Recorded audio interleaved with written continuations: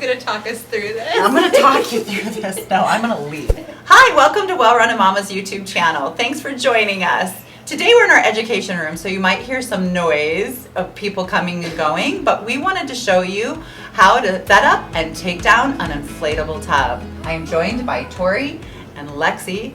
They are going to be role-playing and helping me out, but thanks for joining us. If you find this video helpful, like, subscribe, ring the bell. Add us to your notification list, and so you can get weekly videos. Every week we launch a video about birth and parenting stuff. What I notice is people get really overwhelmed with the whole inflatable tub thing. So whether you purchase an inflatable tub or you borrow one from us, our clients, we have them on loan. And so we thought we would walk through and show you a little bit of what you need and how that looks. They're also super roomy, so your partner. Do you see? So this is the least expensive tub. It's an Oasis. They carry a round one and they carry like an oblong. Oval? Oval. Oblong would be like a rectangle? I think oblong is like a word for like I'm gonna Google that later. Dictionary. Siri. So this one is the least expensive one. So we go through quite a few of them. So these are the ones that we purchased, but there's plenty of room. You can see that Tori and Lexi fit in there pretty comfortably. So what are the pros and cons? So when you have an inflatable tub, there's no heater attached to it. However, it maintains heat for about 3 hours that I find. If it's on carpet, a little bit longer, but if it's on tile, less for sure. Because it just picks up stuff from the bottom. Or if it's like under a fan, make sure you turn your fan off because that really cuts down on your time. So what things will you need? Here's the tub itself. It has an inflatable bottom and then it has 3 separate bands. People always kind of worry if I've ever seen a punctured tub. I've never seen a tub leak water. However, I have seen it lose air. And so all of our tubs come with a patch kit and it is super easy. Here's Vanna with our liner. So you need the tub itself. You need a liner if you're borrowing one of our tubs or from a friend. If it's your own tub, you actually don't need a liner because if you're the only one using it, it's your own stuff. And so this is a liner that's made for this tub. So normally that would go in first before we get in. You need some kind of a tarp. This is actually just a very inexpensive vinyl tablecloth. Anything would work, and just anything that protects your carpet. I've seen people put yoga mats under that if they're really worried about their knees and stuff, but something that kind of covers. But like I said, around a tub, I generally only see some spillage. So we use towels or chest pads. Here are some examples of pumps that you can use to blow up your tub. So this is like a bike pump. Here's an electric pump.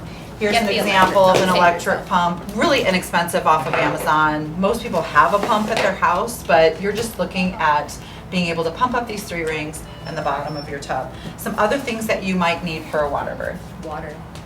And a pot. A hose. And a pot. You need a hose that's going to fill your tub. Now, the really important thing about a hose is you need it to be a white or blue hose. They have to be white or blue. That's really the telltale sign because garden hoses all contain pesticides in them so that they can keep the bugs out because they're for outdoor use. You definitely want a drinking water safe hose. So you need a drinking water hose and you need an adapter that hooks it to your faucet or your shower. The shower head is generally probably the number one place to go. Now, I've had a lot of people ask me if they can hook it up to their water heater, things like that. No, you don't want to do that. Some problems with that is your water heater also has rust in it generally, and so I've seen rusty water get into it. I've seen it be not filtered properly. I've also seen it where it comes in way too hot, so you're going to do damage to your tub if you fill it with something that hot. So you generally want it to be a shower or a sink. And most hoses are about 25 feet. You could certainly get a 50-foot hose, but you're looking at wanting to be about 25 feet from a water source. And most individuals need to be prepared to turn up their water heater at the beginning of their labor so they have plenty of water. So is that everything? Oh, a couple other things that I thought of. In case you need to boil water, like a big stock pot. A big stock pot if you don't have one. And then the other thing I thought of is a lot of people do ask us about if they have a bowel movement in the tub while pushing. And so I have scooped many poo out of a tub with a cup. However, if you want to pick up a fishnet, that's generally the easiest. The little fish scoopers. Your birth professionals are very skilled with that fishnet. Those are all of the items that you're going to need. And then when you take down the tub, one of the things that you will need additionally is how are you going to get the water out of that? So I've bucketed way too many tubs in my life, so I'm not willing to bucket a tub anymore. That doesn't mean I don't. She's also siphoned the tub with her mouth. So let us not forget that. I carry this in the back of my car as a birth professional, so most of us at Well Rounded Momma carry one, and so talk to your midwife and see if they carry it. Mine is like from Harbor Freight. It is like heavy duty. Same. I invested like, I don't know, like $130. Yeah. You can get cheaper ones. They just take a really long time, and this will drain a tub in like less than 30 minutes. Yeah. I carry this, but ask your birth professional. So that's kind of what you need for a water birth. Some people get a thermometer if they're really worried about the temperature. Sometimes, like if it's early labor and like the dad is trying to get it set up and stuff, sometimes they want to know. And so how hot can your tub be? It can't be over 100 degrees. Generally you want it, like 97 is a really good temp to keep it at, but like if you wanted to set it up at 100 and let it cool down, because it's A lot gonna of people lose. do that, yeah. Or you could fill it halfway and wait till they're ready to get in. This is what you'll do to set it up. You'll put your tarp down first, unfold your tub. You'll use whatever pump that you have chosen to pump, and then the next step would be, I can't tell you how many houses I go to where they started filling the tub without the liner and then they put the liner in. At least it's clean water under there. At least it's clean water underneath it, and we can always get that out. Otherwise, it just means you just need to scrub the tub, and we'll kind of talk about that in a sec. Then you'll put the liner in, and then you're gonna hook your hose up to your adapter, wherever that's gonna be, and then you'll start filling it. I always make sure that somebody is near the tub where the hose is, because we've definitely had where tubs come out like super powerful, and the hose comes out of the tub. Yeah. So you always kind of want to be aware of how deep the water is, and if the hose is deep enough in the tub that it doesn't come spraying out. Yeah. If you don't have a cover for your tub, if you are going to set it up in early labor, I do recommend having a large flat sheet that you can cover the tub with to kind of hold some of that heat in when you're not using the tub. I don't know how to get away from people wanting a fan because they get so warm in the tub. It does really kind of cool off. The little hand fans. Yeah, but that's kind of how we set that up. Any thoughts on how you utilize a tub? Yeah. You want to show positions, Lexi? I'm the partner in this situation, not the midwife. What's nice about an inflatable tub is it is very cozy, like when you go to lean on the edges and stuff of it, Yeah. right? That's what we like about an inflatable tub. Our Aqua Doula tub, that is a rental tub service, is harder structured. So even though they put like a pool noodle in it and stuff to make it the best. Sometimes we'll put like towels and pillows over to make it a little bit more comfy. But this is nice and cush. Look at her cute little Look at belly. this baby. 10-pounder. I know. be doing hip stuff. And so see how cozy this is right here as she's leaning it back. Over it, her cute little belly is hanging down and has plenty of space and is still in the water. Obviously, she's not going to be up out of the water at this point. Having a cup so that you can pour water down their back is really helpful. I feel like the inflatable bottom also helps with like counter pressure, Oh, yeah. because that's what I planned to give birth on all fours, and then it was too much pressure because I had a huge giant 10-pound baby, big head. So all that pressure from his head coming down, I like really had to lean back and let nice. the bottom Push up against Yeah. your butt. That's Yeah. really interesting, yeah. Sometimes we have moms just like lean back on their own because see how she kind of, even though Lexi's a little bit petite, she still has plenty of room to kind of lay on her side. So really you have the ability to kind of move around and do whatever you want. And I've certainly had people lean back and push that way and use the other parts of the tub as their counter pressure for when they pushed. Because Like you the can even semi-recline. squat in here. So You do you can mind squat. showing them how you can even squat? So I've definitely had sometimes clients get into a squat in the tub. And so see how she's still able to get in the water and she's Yeah. still able to Yeah, kind a of, little bit. you know. It's very, very roomy in here. And what does the squat do? It Opens up your pelvis. opens up your pelvis, Gives you shortens gravity. your birth canal. Yeah.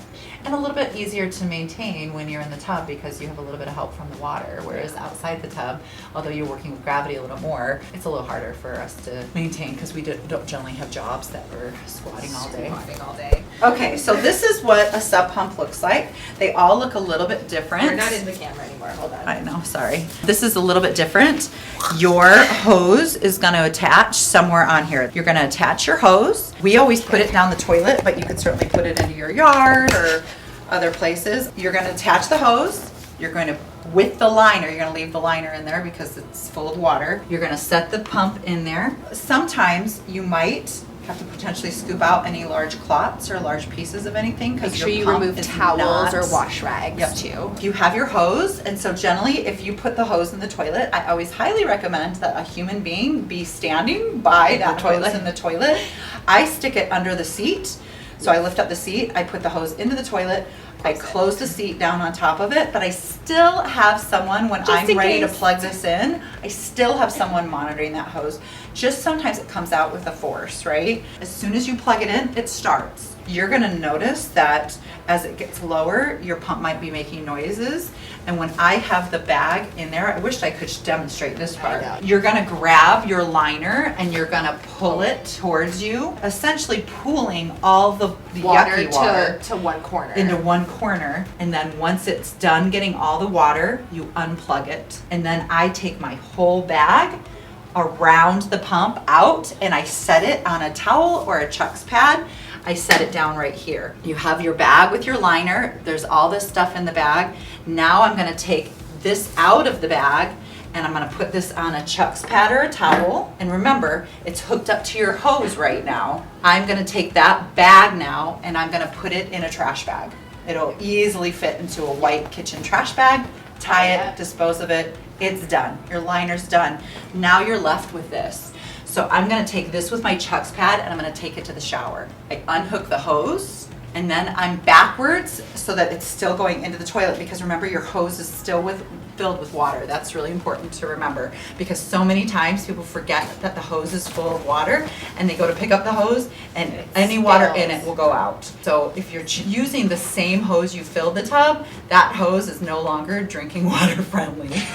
That has now become your garden hose. You're gonna backwards roll up that hose, take it out of the toilet, and then depending on what you want to do with that hose, I usually wrap them up and put them in the shower for clients. If you connect both the ends, it'll keep it from leaking anywhere. And then you have this. This I scrub down in the shower with whatever soap that I'm using, and then we carry Sani cloths, but any kind of disinfectant wipes that have bleach or an antimicrobial. Remember, you want to use a generous amount on it and it needs to sit on there and dry. And sometimes too, like if it really got a lot of like clots or things like that, kind of the little ones that get stuck up in there, I will run clean water through it. Yes, you can keep the hose attached to it and run like clean soapy water through it as well, and then take the hose off and then finish with like your microbial wipe. We usually give away Home Depot bucket, so if you have a bucket, that's really easy, or you can use your tub and you just want to fill that with soapy water, either the bucket or the tub, and then you're going to do just like you put this in here to collect all the water,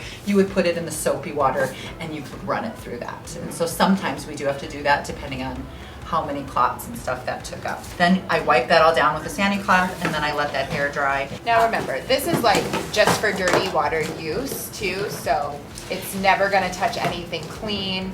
No, it's never gonna... Like you would never want to put your sub pump in there if your pregnant human was still in the tub. You would never want to put a sub pump in there, because that's going to be, no matter how much we try to clean that, that's always going to be dirty. If you ever need to get water out, say you overfilled a tub or bucket it, you moved in a way, you just need to bucket or stock pot it 100%. Yeah. Just a friendly reminder, because that would be gross.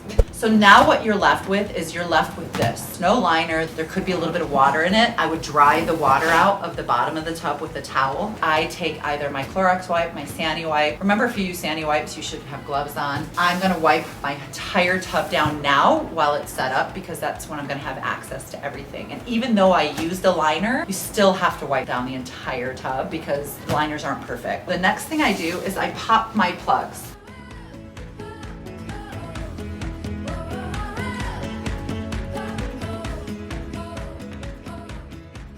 I leave this and I go do something else and I let it deflate on its own.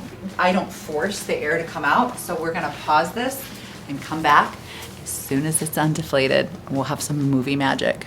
So if you leave the tub alone, and we literally left it alone for like 10 minutes or less, so it did not take very long. I always start on the opposite end of my holes, and I start on this end, and the first thing I do is I fold this corner over, and you're just kind of pushing the air out as you go along. The next thing I do is I take my corners in this way. My goal is to make this nice little square. The girls here love me. And so if you see, like, it's just getting all of this, there you go. And so you can see it compacts really nicely. And do you see, it's just one, it just takes one of me, but like you really can do this yourself. Not the person who just had the baby, but whoever's helping them. You'll see this is just nice and flat. I'm gonna take it all the way in. And then I'm gonna take this side in too. And so it's just Little making, burrito. right? First tub burrito. And I'm just letting the last thing, I'm just making sure any bits of air, it's the last thing that's coming out. And then you'll see it is just this tiny little burrito. That's setting up an inflatable tub. If there were any tips and tricks that we missed, comment down below. If there was something that really helped you be able to fill and take down your tub. See, here's a little patch to the tub because obviously it got a little hole in it, and that's gonna happen. These tubs generally, I can never get more than like 8 uses out of that. If I can get 8 uses out of a tub, then it's done a really good job. But usually I would say 5 or 6 bursts out of each tub. So something also to think of when you're loaning out your tub to people is every time you use the tub, its life expectancy is going down. I would plan on 5 or 6 bursts out of each use. Thanks for joining us. Good luck at your water births. We'll see you next week. Yeah. It's like SNL. You just have to try to be serious. Can you see the belly? Let's make it huge. Let's make it rise this high. Yep. You know how much I love Chuck's pads. I know. Tori's the Chuck's pad queen. I know as kids, those of us that are old enough to remember drinking out of the hose, we're fine, right? That's why everybody has cancer. Yeah, okay, that's why I said we're fine. Like that's what our generation says. Are you though? We're fine. Are you fine? And so your students. The students are super skilled. I have scooped. I have scooped it too, but I gotta poor students. Poor students. Poor students. It's like our version of And then hazing.